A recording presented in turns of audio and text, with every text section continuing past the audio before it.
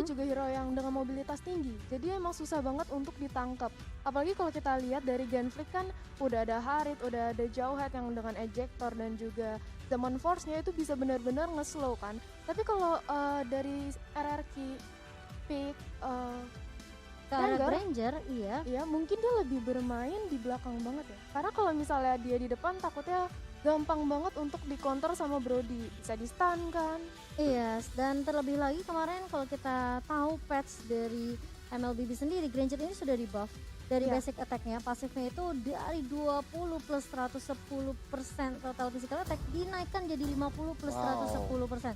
Jadi untuk critical merahnya di ujungnya itu bakal dari Rhapsody itu bakal lebih sakit lagi.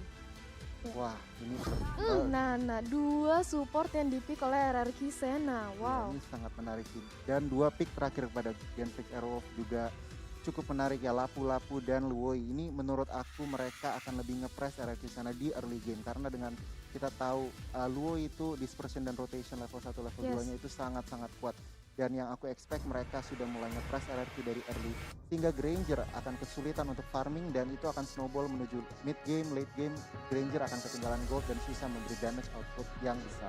Iya betul, dengan adanya Lui juga dari sisi Genflix Aerowolf bisa memberikan magical damage yang cukup sakit di early phase-nya, dan RQ mereka benar-benar harus berhati-hati. Tapi dengan ada Digi dan Nana, ini menarik sekali sih dari Itu RQ dia. Senna. Aku ngelihat kayak ini semua disable-nya keluar dari RQ Senna, semua counter untuk sisinya juga dapat banget untuk tim RRQ. Mereka punya Nana yang kita tahu Molina Smooths-nya ini bisa dilemparkan dan bahkan ditaruh di area bus. Betul So banget. siapa yang mau melakukan inisiasi dari area bus itu udah ketahuan duluan. Iya, apalagi kalau misalnya Nana sudah mendapatkan 40% cooldown lebih, itu Molina Smoke-nya bisa dikeluarkan 2 kali dalam Iya. waktu cooldown yang sangat dekat. Iya, dan kita langsung memasuki game yang pertama untuk match kita yang ketiga, di mana Genflix Aerowolf yang akan melawan tim RQ Senna.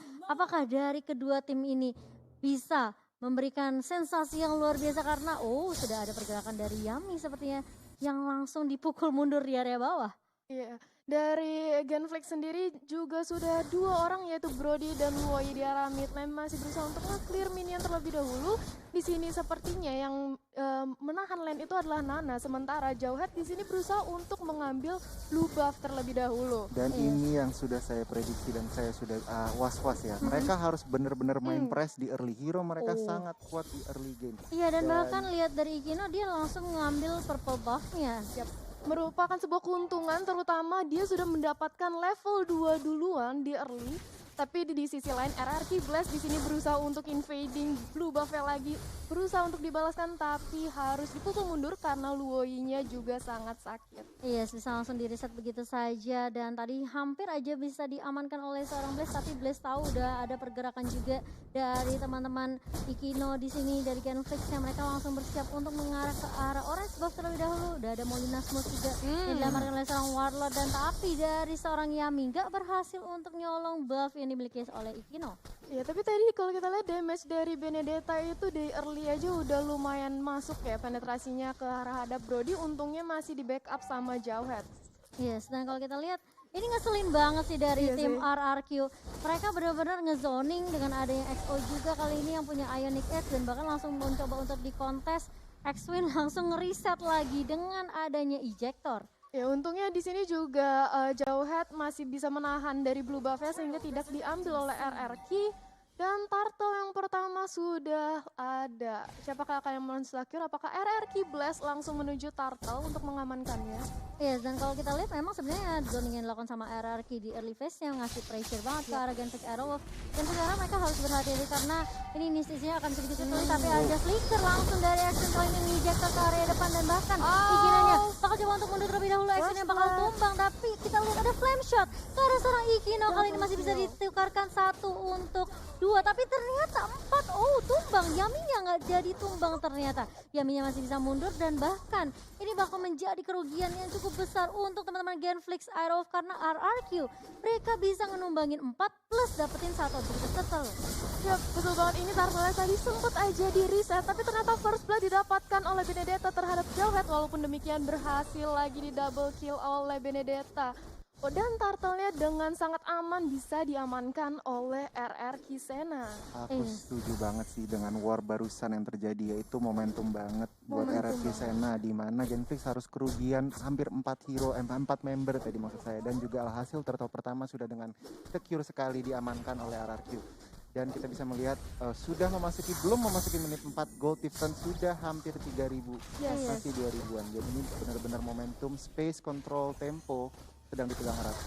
Iya, dari kita lihat juga dari Blaze sendiri, dia tahu banget dia memiliki Death Sonata, mencicil memberikan poking damage aja ke arah teman-teman dari Genflix. Mereka nggak mau terlalu komit untuk teamfight, mereka justru nunggu dari Genflix Aerowolf. Seperti tadi teamfightnya bakal dibuka dari sisi Genflix, di mana ada flicker mungkin dari X-Win yang tiba-tiba datang gitu kan. Jadi RRQ hanya memfollow up aja.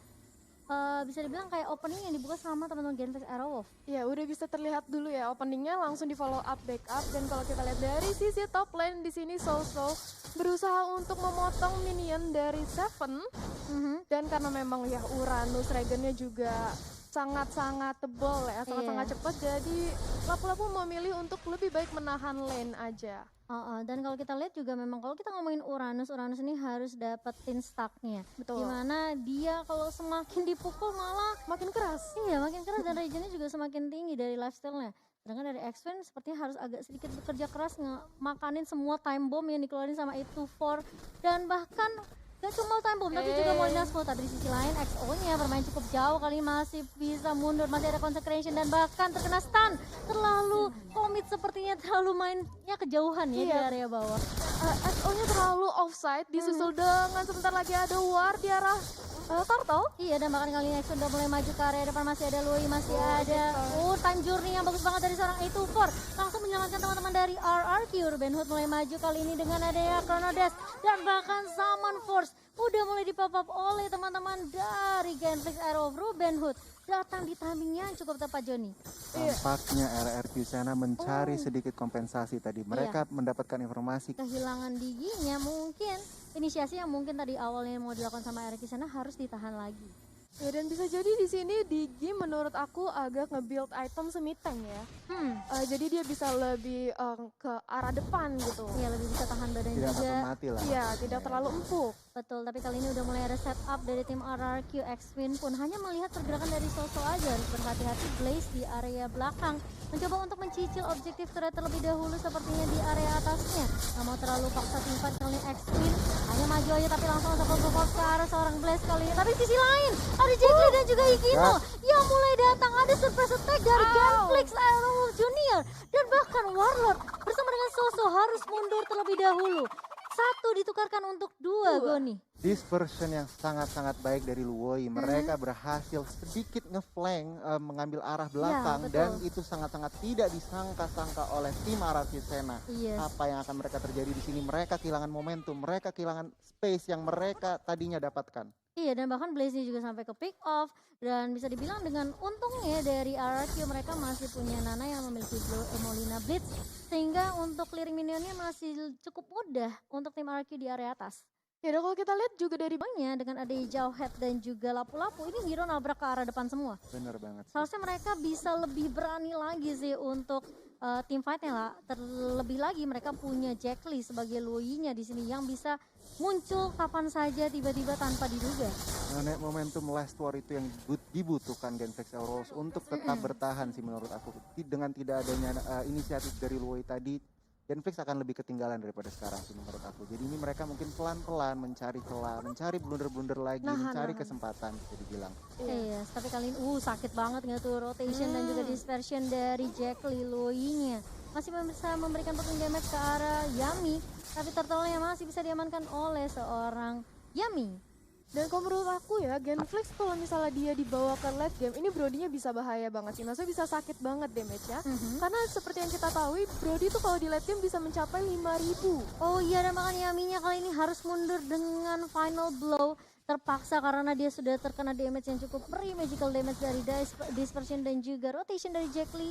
Ini benar-benar harus diwaspadai sama teman-teman RRQ. Lihat ke arah bottom lane, tampaknya akan di commit ya. Iya, mereka kayaknya mau komit untuk dapetin objektif terlebih dahulu, karena mereka tahu mereka harus ngamanin objektif turretnya biar bisa makanin semua jungle yang dimiliki sama tim RRQ. Saat ini posisinya dari tim RRQ mereka ngamanin 2 turret Jadi mungkin untuk segi pressure-nya yang diberikan sama tim RRQ itu bisa banget sebenarnya untuk di landing-landing yang mereka kuasain. Seperti saat ini bakal menjadi landing yang cukup krusial. Ya, nampaknya di sini RRQ berusaha untuk mengamankan middle turret agar bisa melihat vision ke arah jungle Genflix lebih luas lagi. Iya, dan barusan kalau kita lihat ada flame shot yang dilontarkan oleh Iya. seorang warlord, itu mau ngecicil atau memberikan damage ke arah Jack Lee, tapi langsung ditahan badannya sama seorang X-Twin. Baik banget permainan dari Genflix Aerowolf.